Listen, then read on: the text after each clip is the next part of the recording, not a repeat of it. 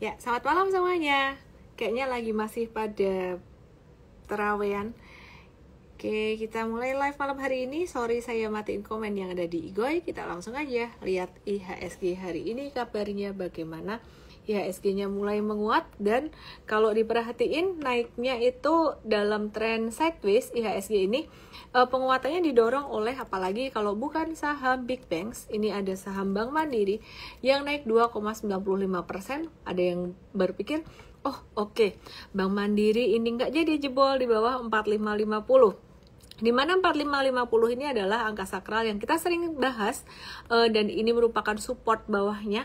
Oh, kalau gitu ini udah bottoming dong. Sabar dulu ya.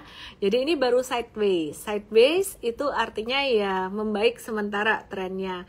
Tapi ini masih banyak ketidakpastian ya. Jadi masih banyak yang dinanti oleh investor gitu ya. Investor gede itu masih wait and see di sini gitu. Terus teman-teman semuanya kita lihat di sini intinya kalau untuk long term investing ya sabar-sabar aja, masuk bertahap. Kalau BMRI sih aku lebih tertarik di BBRI yang valuationnya udah murah. Kalau mengutip kata Pak Pandu Syahrir tadi ya, saham-saham perbankan terutama di Indonesia dan banyak saham di Indonesia itu udah valuasinya tuh udah murah banget, tuh hampir deket di level terendah, intinya PBV, pakainya bukan harga beliau ya, di valuation yang sangat-sangat murah sekali, kira-kira kayak gitu.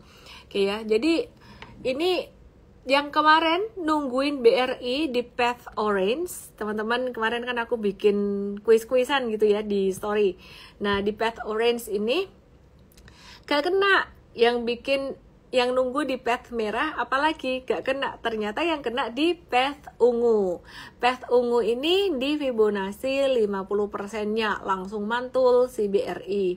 Pertanyaannya, apakah BRI ini membentuk V-shape recovery dengan posisi sekarang ini, teman-teman yang di tok-tok yang di YT ke Igoy supaya kelihatan chartnya. Ini ngebentuk handle. Ada kemungkinan, tapi kita pernah mengalami, BRI ini pernah mengalami pattern yang sama sebelumnya, di mana ini ada bentuknya V di sini di bulan dari Januari 2025 sampai awal Januari ya, dari 3 Januari 2025 sampai 23 Januari, lalu membentuk handle lagi V lagi sampai 5 Februari 2025. Pernah bentuknya kayak gitu, tapi ternyata jatuh lagi. Waktu itu V-nya itu bottomnya di 3.800 ya. Jadi intinya sih sebenarnya kalau kita perhatikan resiko di saham BRI ini sebenarnya udah kecil, udah divaluasi yang sangat murah sekali. Cuman bukan tidak mungkin jika seandainya V pattern ini atau V pattern ini tuh jadinya failed. Kalau failed tandanya apa? Breakdown dari 3360 ya. Atau kalau misalkan dia breakdown dari 3670 aja, itu V shape-nya tuh udah failed sebenarnya. Cuman dia jadi masuk sideways kalau breakdown dari 3670. Nah, kalau breakdown dari 3360 itu dia jadi downtrend. Nah, teman-teman yang di tok-tok yang di YT harus ngelihat chartnya secara visual di Igoy. BBRI aku udah sering kali bahas secara fundamental, secara valuation di pekan-pekan sebelumnya dan bulan-bulan sebelumnya. Yang udah ngikutin aku lama pasti tahu. Dan sekarang valuasinya tuh juga udah lagi murah banget di standar deviasi -2-nya dia. PBV-nya juga udah murah banget untuk BRI. Nah, tapi sekali lagi untuk fluktuasi jangka pendeknya ya sekarang masih sideways aja ya gitu. Oke, so congrats buat teman-teman yang udah dapat profit beberapa waktu kemarin, beli dari 28 mungkin ada, dan terus seandainya ada yang jual di tanggal berapa nih? Tanggal 6 Maret itu cuannya sekitar 16-18%. Tapi kalau misalkan kamu nggak sempat beli lagi, nggak sempat buyback lagi, atau hilang barang sempat jualan, ya udah itu resikonya kalau kamu trading. Jadi kalau misalkan mau investasi tuh nggak pakai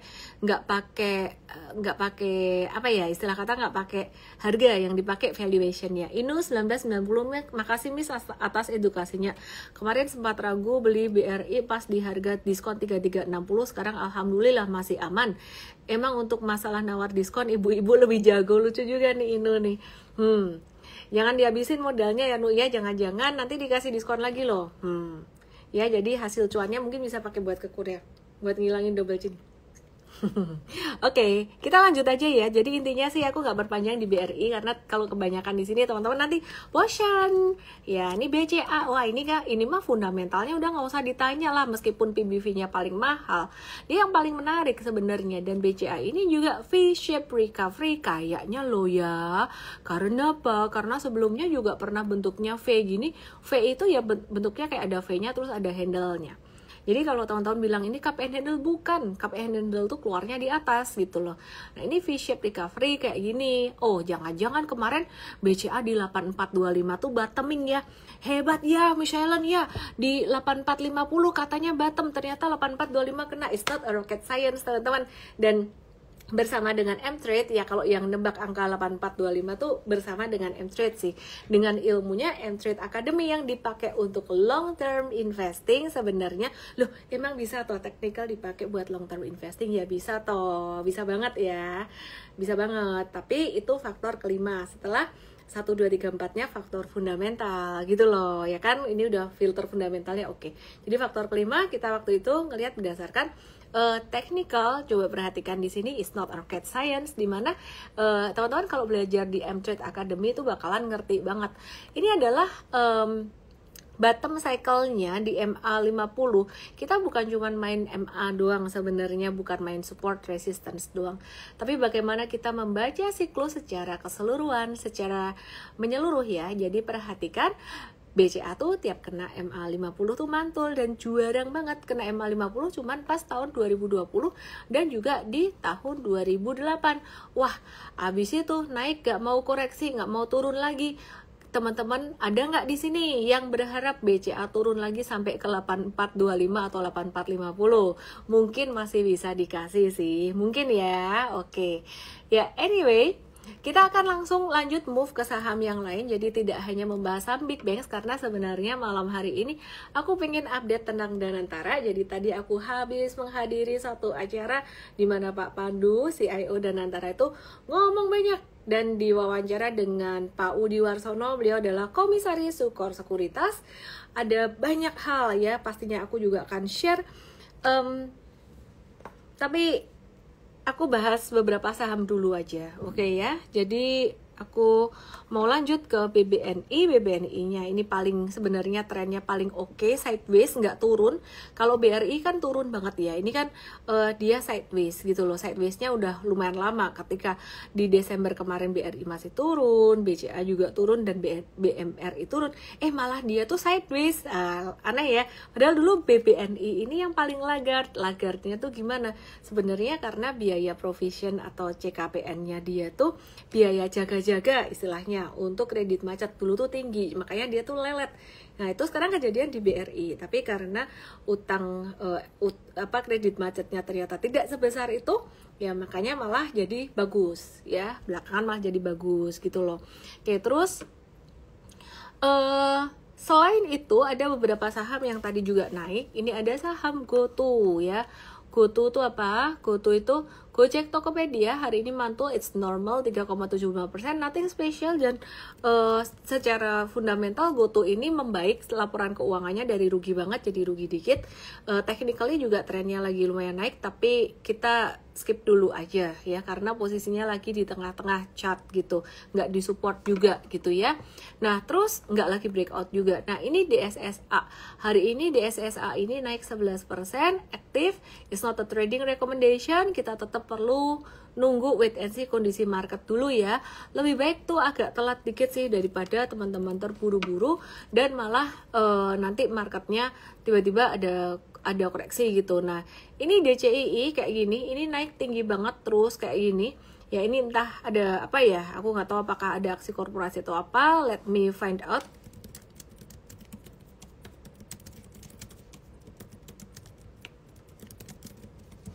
Oke ya, jadi buat DCII ini tunggu dulu aja ya, jangan buru-buru masuk ya. Biasanya kalau saham yang udah arah kayak gini, ini aku akan tungguin sideways-nya.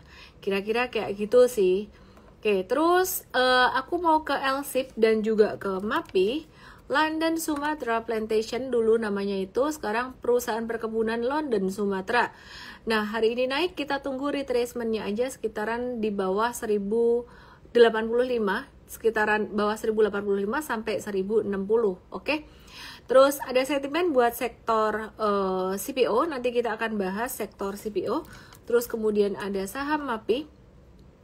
Hari ini juga rebound jelang lebaran ya, saham MAPI rebound, dan kita mau ngintip juga saham sektor retail yang lain itu gimana. Ini baru review market garis besar dulu ya, belum ngebahas saham satu-satu gitu. Dan nanti sebenarnya aku pengen ngebahas tentang Danantara itu sendiri gimana, oke ya. Jadi teman-teman perhatiin di sini. MAPI kalau misalkan mau beli dekat area 1485 1490 itu lebih low risk sebenarnya.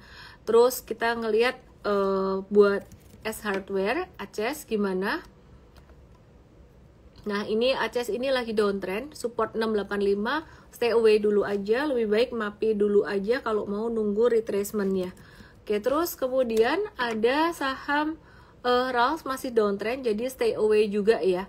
Terus di pasar negosiasi ada saham APIK 277 milnya begini ya. Di TokTok dan di YT amankah? Oke, yang di TokTok dan di YT boleh ke Igoy untuk bisa lihat chartnya.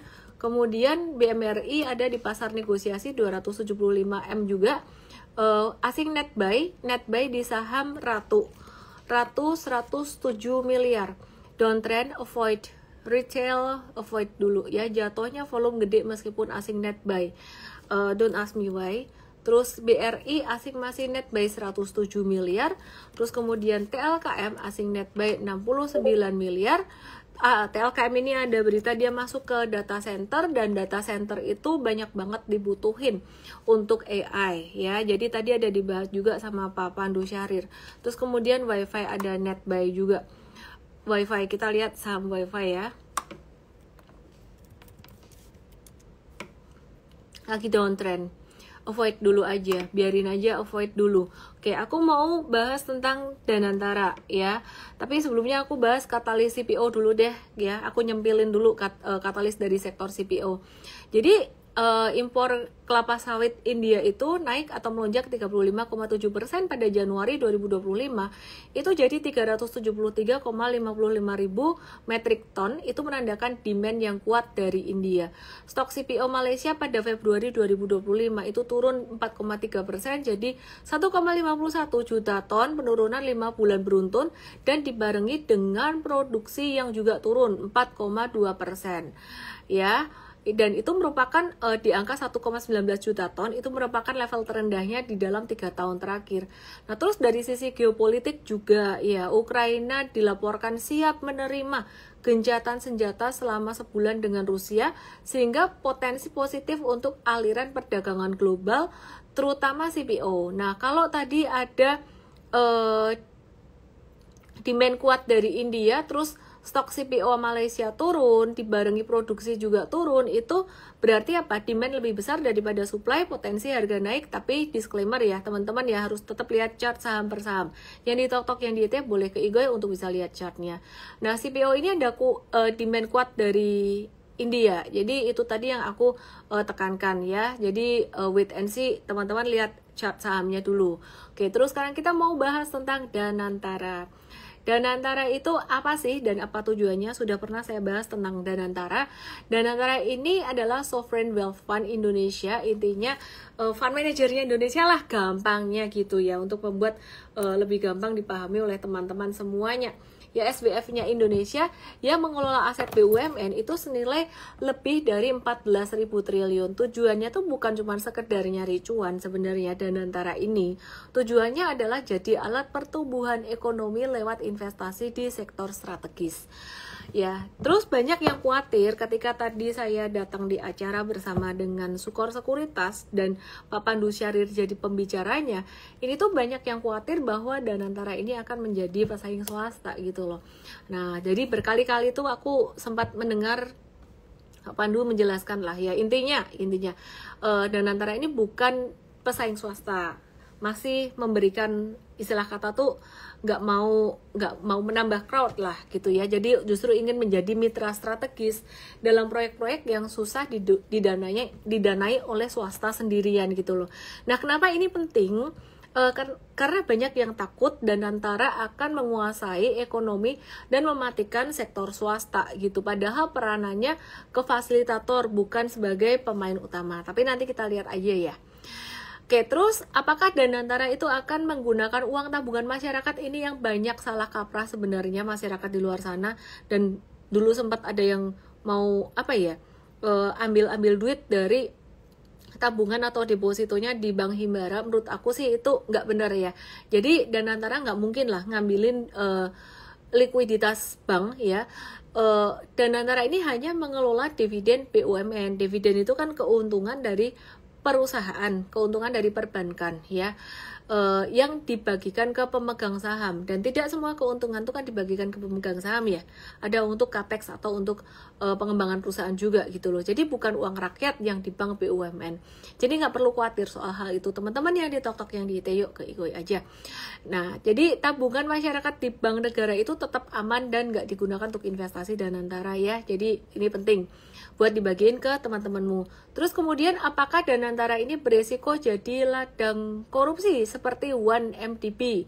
Ya kalau ditanya sih resiko pasti selalu ada ya. Cuman katanya sih sistem pengawasan Danantara itu katanya bakalan diperketat gitu loh dengan adanya dewan pengawas, whistleblower system, audit berkala, dan ada transparansi dalam pengelolaan investasi. Ya kita doakan aja lah semoga amanah ya. Jadi ada business judgment rule yang diterapkan selama keputusan investasi dibuat secara profesional. Direksi itu nggak bisa dipidanain hanya karena resiko bisnis normal. Anyway, masyarakat ingin bukti nyata sih bahwa sistem pengawasan ini benar-benar berjalan, biar nggak skeptis, butuh waktu untuk membuktikan. Terus kenapa mantan presiden seperti Pak Jokowi dan juga Pak SBY itu masuk dalam Danantara? Pertanyaan ini bukan dari acara tadi ya. Ini aku, kalau acara tadi pertanyaannya sopan-sopan, smooth gitu. Ini tim aku merangkum dari beberapa materi yang beliau sempat diinterview beberapa kali oleh media ya. Oke, jadi kita rangkum gitu loh. Jadi aku masih kasih disclaimer dulu. Jadi di Sukor tadi nggak ada materi kayak ini gitu. Jadi kembali lagi, kenapa mantan presiden Pak Jokowi dan juga Pak SBY masuk dalam Danantara? Itu beliau bukan sebagai eksekutor langsung, melainkan sebagai penasehat strategis ya. Kalau Pak SBY sih aku nggak terlalu ingat lah beliau dulu gimana. Tapi kalau Pak Jokowi, ini aku netral, aku bukan politician. Aku melihat Pak Jokowi itu sebenarnya pintar ya, terlepas dari banyak pro dan kontra ketika beliau tidak lagi atau di masa akhir jabatannya gitu loh. Disclaimer aja gitu loh. Anyway, terus kemudian pengalaman mereka, terutama Pak Jokowi dalam kebijakan ekonomi itu dianggap bisa memberikan value lah buat arah Danantara. Dan aku di sini nggak lagi di pihak siapapun, pokoknya aku menyampaikan aja kira-kira seperti itu. Nah, gimana ngadepin resiko investasinya Danantara ini? Investasi itu selalu ada resikonya, tapi kalau aku dengerin, nah kalau yang ini dari acara Sukor tadi, nah Pak Pandu Syahrir tuh berkali-kali itu mengatakan, membahas tentang risk management, tepatnya apa ya tadi ya? Iya benar, risk management, measure of suksesnya apa? IRR and risk management. Beliau Pak Pandu bilang ini disampaikan sendiri oleh Pak Prabowo katanya gitu loh. Oke, ya jadi IRR and risk management gitu. Jadi nargetin returnnya tuh gimana? Return yang lebih besar dari cost of capitalnya. Terus fokusnya di sektor dengan potensi besar. Kalau aku tadi nggak salah inget, investasinya tuh lebih banyak ke hilirisasi nikel, karena dianggapnya nikel ini seperti, ya mohon maaf kalau saya salah dengar, tolong dikoreksi. Dari acara tadi saya dengar Pak Pandu tuh menganggap nikel ini kayak batu bara di tahun 2015-2016 yang lagi bleeding, yang lagi murah, istilahnya seperti itu. Dan terjadi konsolidasi di sektor nikel saat ini gitu. So, kata Pak Pandu, saya mengutip dari acara tadi, so when there's blood in the street, there is opportunity, it's perfect time to see this sector. Itu yang sempat aku catat. Disclaimer, saya bukan lagi mempromosikan saham tertentu atau sektor tertentu, karena time horizon-nya beliau ini jangka panjang, kurang lebih seperti itulah. Jadi kemudian sektor berikutnya, apalagi yang beliau perhatikan untuk investasi adalah data center. Nah, kenapa data center ini atau digital infrastructure ini? Karena banyak demand dari Big Seven, ya, dari perusahaan-perusahaan teknologi di Amerika yang terbesar di Amerika, bahkan di China juga gitu. Jadi kalau kita perhatikan data processing AI itu mahal ya, kata Pak Pandu begitu ya. Kemudian membutuhkan data center to get closer to the consumer untuk membuat biaya itu menjadi lebih murah. Sehingga data center yang dibangun di Indonesia dan salah satunya oleh TLKM juga itu ada mengembangkan data center saat ini itu menjadi potensi strategis untuk jangka panjang. Ini cerita jangka panjang ya, bukan soal trading. Jadi mungkin ekspektasinya perlu dijaga dulu. Kemudian yang ketiga adalah renewable energy. Kok aku tiba-tiba teringat Toba ya, tapi ya nggak langsung lah gitu, nggak ada hubungannya langsung. Ya, anyway, renewable energy, biggest input for data center itu, ya itu ada 3 sektor. Kok data center lagi ya? Data center udah ya. Renewable energy itu ada beberapa macam. Tadi ada yang nanya, EBT-nya yang mana Pak? Surya dulu atau nuklir dulu nih Pak? Gitu ya, mengutamakan yang mana gitu. Pak Pandu bilang, kalau ingetanku nggak salah ingat ya, karena tadi aku duduknya juga nggak di depan banget dan ngerekamin video juga buat kalian gitu. Jadi nuklir, dan Pak Pandu ada menjelaskan tentang ini amazing sih, pembangkit listrik tenaga sampah. Oke. Saya mengenal beliau tuh memang pinter, jadi bukan soal Danantara ini. Saya mengenal beliau dari dulu, udah 5-6 tahunan ya. Jadi banyak belajar tentang spirit, semangat, dan macem-macem. Terus, anyway, katanya ada disebut tentang pembangkit listrik tenaga sampah. Terus gimana Danantara menempatkan diri di antara investor foreign dan lokal gitu. Jadi tadi ada dari perusahaan baja yang nanya kan, ini gimana nih kita kegencet sama asing nih, mungkin sama China kali ya, saya nggak tahu juga gitu.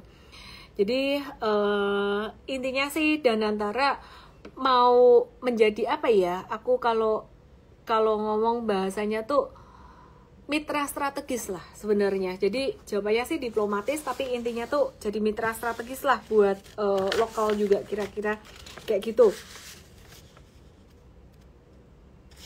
Oke, apalagi yang aku bisa sampaikan ya dari catatanku tadi, karena aku juga bingung nih ngebaca tulisan aku sendiri kayak gini sambil nonton, sambil nulis, sambil ngerekam ya. Terus satu lagi yang Pak Pandu sampaikan, bahwa istilah yang menarik banget, saham banking saat ini dekat all time low secara PBV atau valuation, dan ini menunjukkan confidence crisis, not financial crisis. Oke. Ya, kenapa di value serendah itu? What do we missing? Is it a great financial crisis now? Dan beliau bilang it's getting closer to the max fear. Oke. Disclaimer Bapak Ibu, itu Pak Pandu yang menyampaikan tadi, ya. Oke. Terus kemudian pertanyaan berikutnya ya tentang Danantara. Nah, tadi kalau soal sektor yang jadi prioritas investasi Danantara, ada hilirisasi industri, nikel jadi baterai EV, keamanan energi ya, energi baru terbarukan, ketahanan pangan, dan infrastruktur digital. Yang aku udah bilang tadi data center dan cyber security. Mungkin yang aku belum sebut tadi adalah sektor pertanian and food security gitu. Jadi itu temanya ke situ, diapalin EBT, data center, makanya DCII naik. DCII naik itu ya, ada impactnya juga. Cuman Bapak Ibu jangan langsung FOMO hajat DCII, karena narasi data center ini belakangan mulai aktif. Tapi kalau aku tetap ngelihat chart dan liquidity gitu ya. Terus hilirisasi industri saat ini saham-saham nikel, inco dan lain-lain memang lagi tertekan karena harga komoditasnya juga. Tapi kalau udah masuk di wacana Danantara sih, aku akan watch untuk medium long termnya. Tetap ngelihat chart, oke ya. Terus 3 fokus utama investasi Danantara dari meeting Pak Prabowo dengan Pak Rosan Roslani tanggal 11 Maret kemarin, itu yang pertama pembangunan kilang minyak dan infrastruktur pendukung ya, pembangunan kilang minyak, termasuk fasilitas penyimpanan minyak berkapasitas 1 juta barrel per hari. Kemudian pengembangan DME atau dimethyl ether sebagai alternatif pengganti LPG, mengurangi ketergantungan impor energi. Dan ketiga, ekspansi hilirisasi lagi, perhatiin.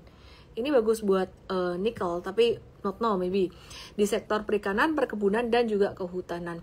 Oke, terus anyway, apakah investor asing melirik Danantara? Ada investor asing dari UEA, Uni Emirat Arab, itu tertarik membiayai proyek energi baru terbarukan EBT 10 gigawatt melalui skema joint venture. Nah, kita lihat aja ini proyek EBT-nya itu apakah perusahaan-perusahaan yang ada listed di bursa atau enggak ya. Terus kemudian Eramet, perusahaan tambang asal Prancis, ini juga menunjukkan minat untuk berinvestasi di industri hilirisasi mineral dan mereka akan mencari pendanaan. Jadi tenang aja, duit di bank kalian nggak akan diambilin kok. Gimana Danantara bisa ngejaga stabilitas pasar saham? Danantara ini bisa berperan sebagai standby buyer untuk saham-saham BUMN yang undervalue kemungkinan besar, sehingga dia bisa mencegah volatilitas berlebihan di IHSG dan menjaga stabilitas harga saham BUMN yang memiliki fundamental yang kuat. Tapi tetap memperhatikan faktor global dulu ya teman-teman, sebelum mengambil putusan investasi, bukan berdasarkan kata saya Danantara mau ngapain gitu. Dan ini bukan dari, disclaimer dulu, yang aku barusan ngomongin bukan dari acara tadi, tapi dari data yang dikumpulin tim aku, dari informasi yang sudah beredar gitu ya. Cuman tadi pas di acara itu memang Pak Pandu ada ngomong beberapa kali tentang saham Indonesia yang udah valuasinya murah banget, kira-kira gitulah. Terus kemudian bagaimana struktur holding di Danantara? Ya ini teman-teman kayaknya udah tahu ya. Perlu aku bahas nggak sih? Ada holding operasional ngelola aset BUMN, terus holding investasi ngelola dividen BUMN untuk diinvestasikan. Kalau holding operasional itu tujuannya buat meningkatkan efisiensi atau operasional perusahaan BUMN, buat naikin labanya. Jadi ada dua, yang satu urusannya tuh ngurusin operasionalnya BUMN, satu lagi tuh urusannya buat ngurusin investasinya. Tujuannya untuk menghindari resiko keuangan yang tidak perlu ya. Oke, terus kemudian banyak lagi yang aku mau bahas tentang Danantara sebenarnya. Gimana respon investor asing terhadap Danantara? Satu kata sih, bingung. Masih bingung. Mereka lagi mikir-mikir, ini bagus, tapi can they do it? Lagi masih mikir-mikir ya, gitu loh. Dan kalau saya tidak salah dengar tadi dari Pak Pandu, Danantara sendiri saat ini tuh masih dalam pembentukan tim. Gitu. Ya, jadi dalam pembentukan tim. Pak Pandu itu tadi ada mention, mohon maaf kalau saya ada salah ngomong, tolong dikoreksi, tolong saya di DM. Beliau udah bilang, orang-orang di investment tuh yang jago-jago tuh memang di luar gitu loh, but they are doing their best, kira-kira seperti itu. Maunya sih nih aku catat ya, kalau bisa tim itu dapat tiga-tiganya, bibit, bebet, dan bobot. Tapi kalau misalkan nggak bisa bibitnya, ya udah bebet dan bobot aja nggak apa-apa gitu. Oke. Terus anyway, itu soal Danantara aku rasa udah cukup banyak yang aku update. Satu hal yang penting aku update lagi dari Amerika, dari Donald Trump. Donald Trump itu kan kemarin malam ngagetin soal mau naikin tarif impor baja dan aluminium dari Kanada itu jadi 50%. Tapi setelah negosiasi, Kanada itu menangguhkan kenaikan tarif listriknya, hasilnya Donald Trump juga batalin rencana kenaikan tambahan 25%. Dan tahu nggak sih kalian, kondisi seperti ini tuh bikin market sangat volatile sekali, tidak hanya market saham saja, tapi juga market kripto. Aku tadi malam tuh ada di DM oleh salah satu follower aku yang dia mengalami kerugian yang cukup besar di XRP, di mana XRP itu trennya kan beberapa waktu lalu cukup menarik ya, pantulan-pantulannya gitu loh. Aku cuma mau kasih tahu sih teman-teman, kripto itu intinya naik turunnya tuh cepat ya. Yang di saham kalian juga mesti perhatikan. Kalian berani trading kripto, berani cuan tuh mesti berani rugi juga. Maka dari itu masuknya nominalnya menurut aku sih lebih kecil dari saham. Kenapa? Karena fluktuasinya lebih tinggi dan aku nggak mau loh DCA di kripto tuh, saya nggak mau. Saya kalau DCA ya di saham yang fundamentally bagus. Semua kripto itu aku trading kan, terlepas dari trading besar ataupun trading kecil. Jadi kalau ada yang komen di salah satu postingan aku tentang Bitcoin gitu ya, itu bilang, Ellen dulu nggak mau anti kripto loh. Enggak loh, saya dari 2021 udah bahas kripto meskipun tidak agresif ngebahasnya ya, santai-santai aja. Waktu itu terus kita dapat izin OJK 2022 dan kita nggak ngebahas kripto lagi karena nggak boleh, dan di M-Trade ya, kalau Ellen sih sebenarnya masih bebas lah, boleh lah ya.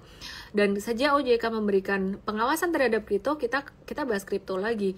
Jadi intinya sih sebenarnya pilihannya tuh dua, trading jangka pendek manfaatin tren harian atau trading jangka besar. Nah ini saya tidak bisa menyebut ini investing, meskipun seandainya si Bitcoin ini turun ya, kalau ada koreksi gede sampai ke level 32 ribuan 30 ribuan, itu aku akan mungut-mungutin gitu loh ya. Aku akan mungut-mungutin Bitcoin dan simpan untuk longer time frame, untuk hodl, tapi mindsetnya tetap trading. Aku nggak investasi kayak yang hold forever kayak gitu. Jujur sih saya tipe yang masih technicalis untuk kripto sih, kira-kira kayak gitu. Balik lagi ke efek trade war dari Amerika.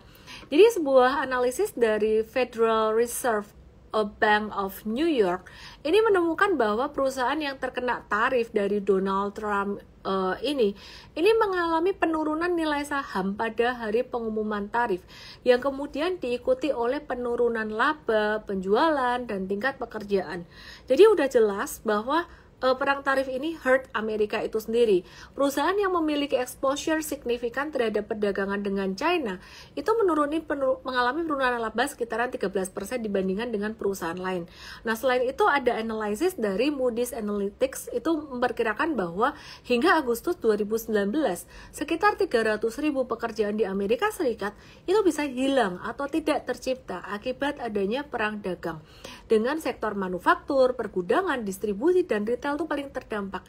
Makanya sebenarnya perang dagang ini meskipun nggak menimbulkan darah yang nyata ya, seperti perang yang ada terjadi di Palestina, di Timur Tengah kayak gitu ya, tapi ini sebenarnya menimbulkan darah dalam tanda kutip yang lumayan besar dalam finansial untuk masyarakatnya sendiri gitu.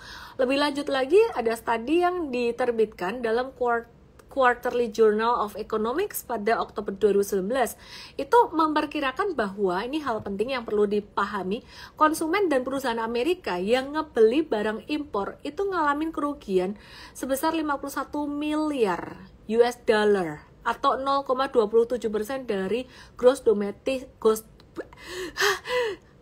domestic produknya Amerika. I'm tired. Akibat tarif di 2018 gitu. Jadi setelah memperhitungkan peningkatan pendapatan pemerintah dari tarif dan keuntungan dari produsen Amerika, itu sebenarnya net-netnya tuh rugi, kira-kira kayak gitu. Amerika tuh berada di puncak debt cycle-nya. Itu mau turun, mau crash. Enak ya kalau ada yang ngasih tahu kayak gini ya. Mau turun, mau crash. Indonesia udah turun, udah crash duluan. Jadi di mana utang Amerika itu numpuk terus sampai jadi beban berat buat ekonomi. Aku kasih tahu, sejak 1971 itu Presiden Nixon di Amerika itu nyetak duit tidak menggunakan emas lagi sebagai underlyingnya. Yang terjadi ya cetak duit banyak, inflasi, dan uang itu menjadi tidak berharga lagi. USD itu bukan lagi uang, tapi currency. Demikian pula dengan banyak mata uang negara lain, karena semua pada ngikutin cetak duit terus. Dan sebenarnya yang bikin makin berantakan lagi itu sebenarnya 2021 cetak uang itu gila-gilaan pandemi kemarin.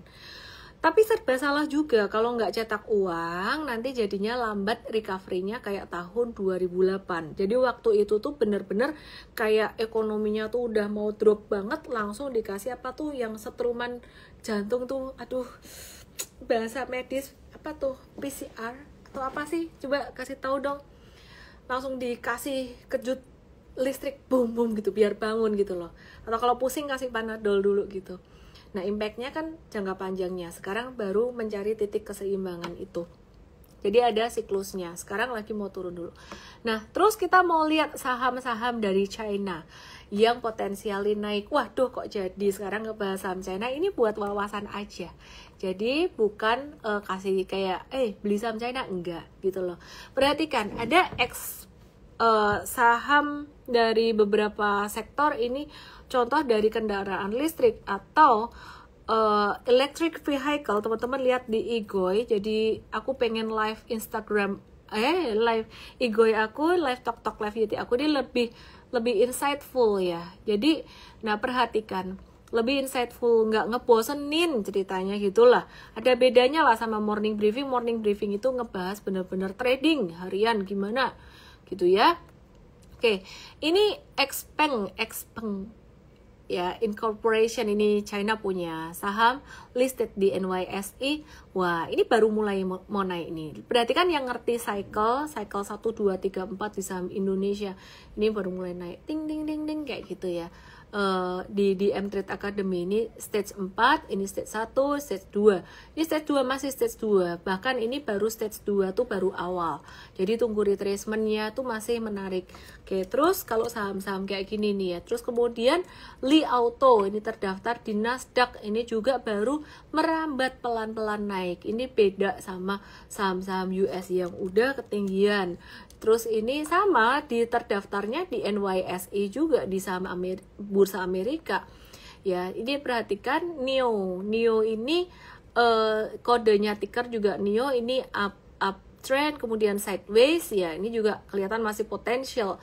Terus kemudian Great Wall Motor ini terdaftar di Bursa Hong Kong Stock Exchange dengan kodenya angka kayak gini, 2333. Ini perhatiin di sini. Wih, breakout kemarin teman-teman ya. Jadi yang nanya saham China apa aja sih? Oke, ini aku bahas dikit dari sektor keuangannya juga, oke ya. Nah, ini nanti kita akan bahas di Cuantastik buat M-Traders ya. Jadi siklusnya gimana, bukan rekomendasi untuk beli saham China, enggak ya. Oke, ini buat belajar tentang cycle aja. Ini baru naik, beda saham US stocks. Dan banyak sekali ini dibagiin sama tim aku juga beberapa saham yang lain. Anyway, teman-teman, aku cuma mau kasih tahu teman-teman semuanya. Jadi di Indonesian market kita semua sepakat bahwa sekarang ini banyak saham yang valuasinya murah, termasuk saham perbankan juga. Terus kalau saham tradingnya lebih detail sih dibahas di morning briefing besok ya.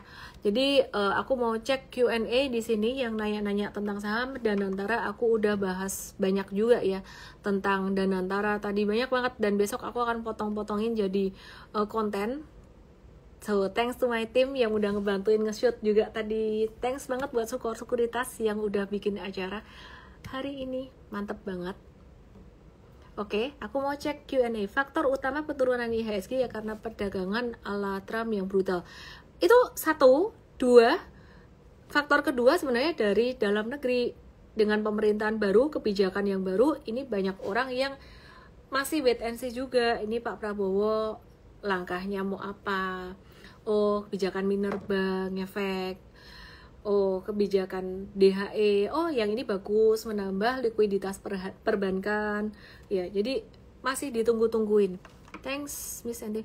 Morning briefing gimana cara bergabung? Langsung daftar ke emtrade.id m-trade.id itu tap tombol oranye ya, pakai kode promo NEW new hari ini ya, untuk kode promo hari ini untuk mtrade. Oke. Mas bagaimana? Oke, thank you for asking. Ini aku udah mulai masuk ke Q&A, random Q&A. Mas lagi sideways aja sih, lagi sideways aja. Belinya kalau pas turun aja ya, ini baru sideways, belum turun-turun banget.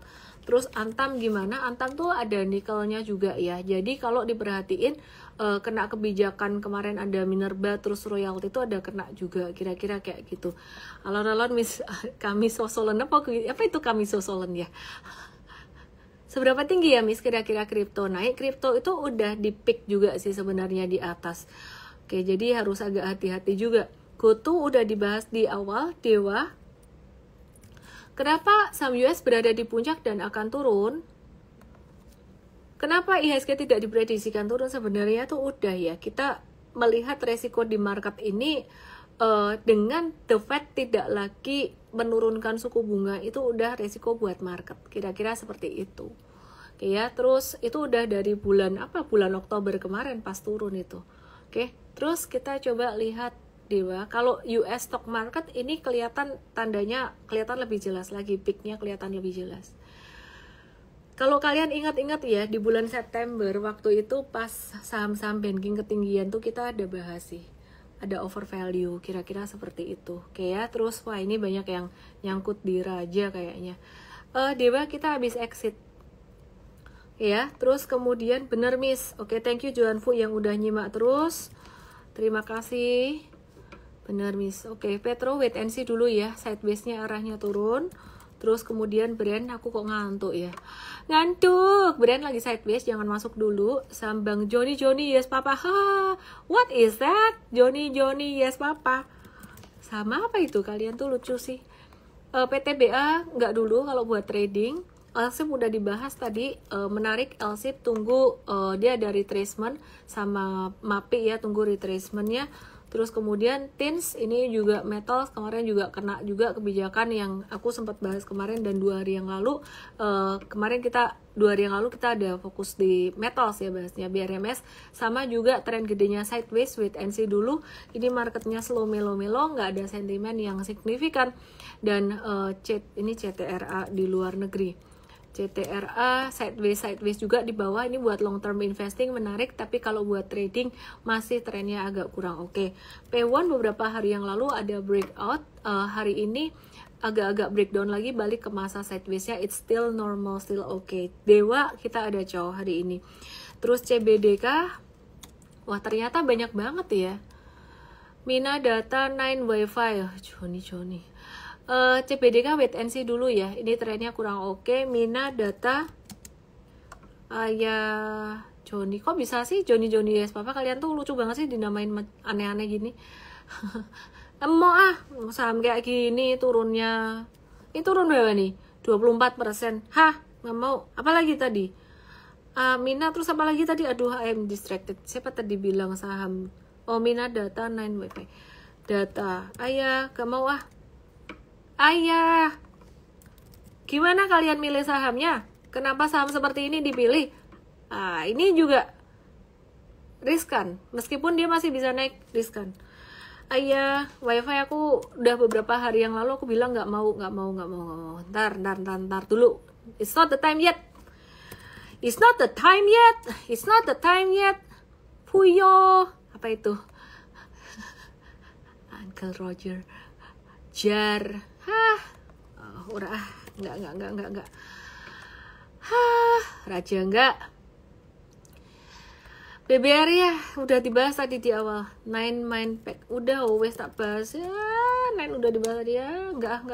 Ini 9-nya dari luar. Enggak. Hati-hati. Ini masih dikasih di atas nih, kalau bisa caw dulu. Telkom tuh baru akan naik kalau banking naik. Banyak yang FOMO ya, kepancing influencer, kok saham yang ditanya aneh-aneh. Iya nih, influencer siapa sih yang maaf, kok jadi aku memancing, aku tidak bermaksud loh. Adi, Gak bagi dividen, caw dulu deh. Downtrend juga. Nanti 2026 dia baru bagi dividen. Tadinya kan mau dividen investing, dia gak bagi dividen tahun ini ya, caw dulu lah. Brand opo iki wes ora tadi udah dibahas. INKP belum deh, ini termasuk saham investing yang lagi downtrend. Terus data Rimalah Abadi TBK enggak dulu, trennya turun. Kalau DCII itu ada sentimen. Lah wes pemerintah bahasnya data center mulu gitu loh. Terus TLKM tuh juga ada sentimen data center sebenarnya. Sementara begitu dulu UNVR bagi dividen enggak? Disclaimer ya. Disclaimer dulu. Aku kok denger katanya dia mau bagi dividen gede. Tapi nggak tahu loh, nunggu RUPS dulu. Katanya mau bagi dividen gede. Jadi tak titeni bahasa Jawa. Aku perhatikan perusahaan yang ngelepas salah satu lini bisnisnya, UNVR tuh ngelepas es krim, ADRO ngelepas AAD itu bagi dividen gede. Tapi disclaimer ya, aku nggak tahu juga. Oke ya. Dan ini bukan rekomendasi untuk dividen investing juga, malah nanti kalau pas naik pas orang lagi ngejar dividen wis caw dulu aja wis. Oke. Sido ITMG Sido oke lah. Tapi trennya kurang oke sih. Wait and see dulu deh. ITMG iki kok sahammu tuh aneh-aneh doh bareng. Wait and see dulu. Apa iki doh? Hah? Apa iki? Enggak bisa turun sampai ke 82 80. Ya, anyway, lemaknya banyak. Oke. INDF.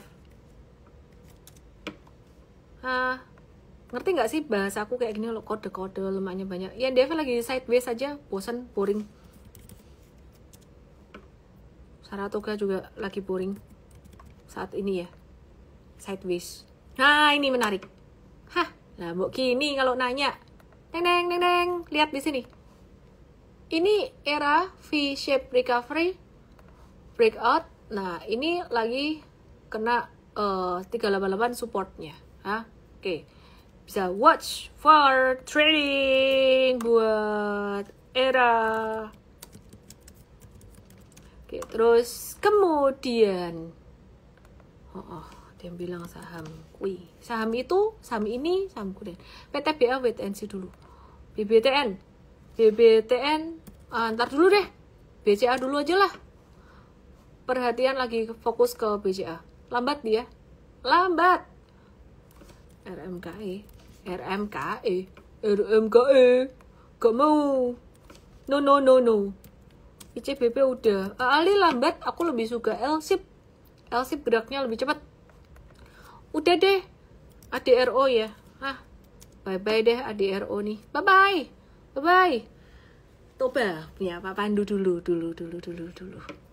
Sekarang kan sudah mengundurkan diri beliaunya.